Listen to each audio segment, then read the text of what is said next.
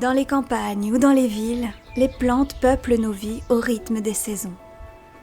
Et si leur présence nous est bénéfique, derrière leur silence apaisant se cache un langage complexe qui n'ôte rien à l'harmonie entre humain et nature.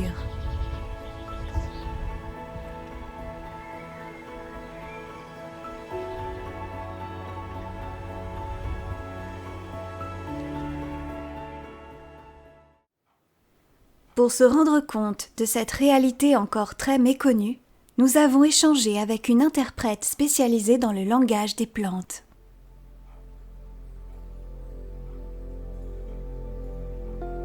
Alors déjà, il faut savoir que les plantes, elles ont des façons bien à elles de se parler, mais comme notre langage à nous, bien sûr.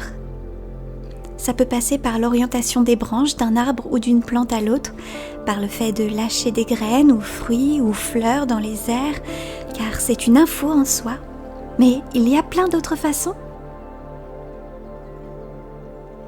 Je m'appelle Valériane Lichtenstein. Je suis diplômée en interprétation des langages des espèces végétales et je parcours le monde. Je donne régulièrement des conférences sur ce que j'ai appris.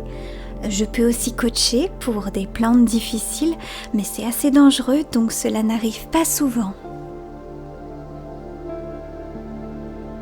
Les plantes ont toutes leurs petits caractères.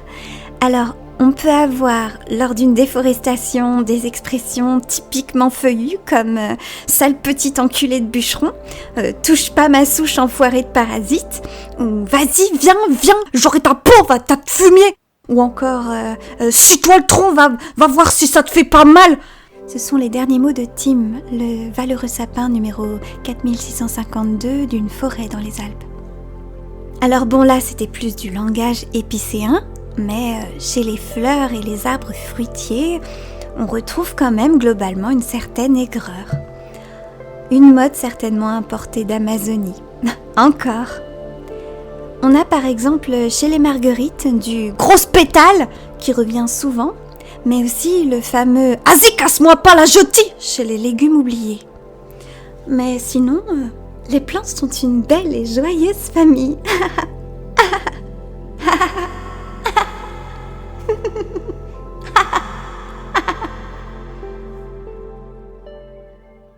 Bien que la recherche continue de progresser, nous sommes encore bien loin d'élucider les mystères du langage des plantes. Nous pouvons cependant être certains que leur présence sur Terre, bien que touchant à sa fin, est une réelle bénédiction pour notre vie entière.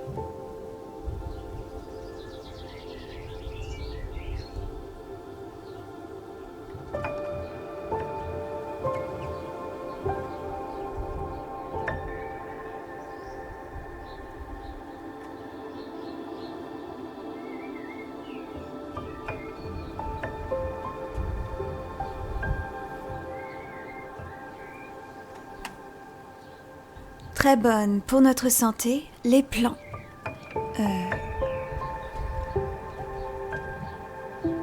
Notre planète regorge d'espèces végétales. Mais non.